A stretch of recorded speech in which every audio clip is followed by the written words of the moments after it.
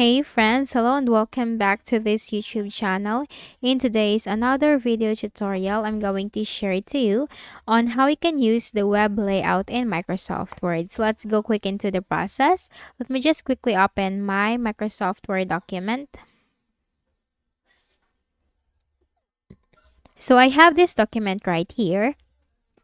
And how can we use the web layout? By the way, the web layout in Microsoft Word, it displays or shows how your document would look like in a web browser. So if your document would be in a web browser, that is the layout or the web layout that would look like in a web layout.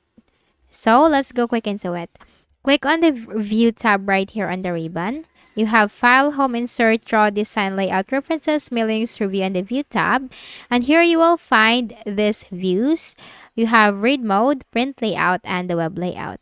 Now, the Web Layout, see how your document would look as a web page. So, if your document as a web page, if you want to see your document as a web page, then the web layout is a very helpful thing for that or a useful thing for that.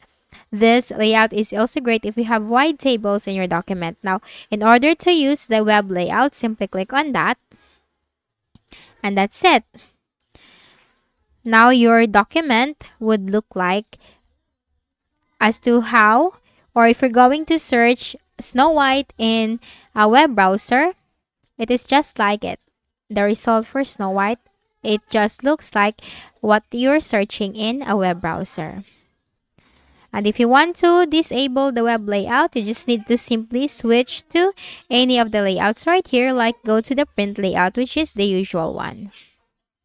So that's it. That's how you can easily use the web layout feature in your Microsoft Word. So I hope this video helped you. Kindly please do not forget to hit the like button and subscribe to this YouTube channel for more tutorials like this. Thank you for watching.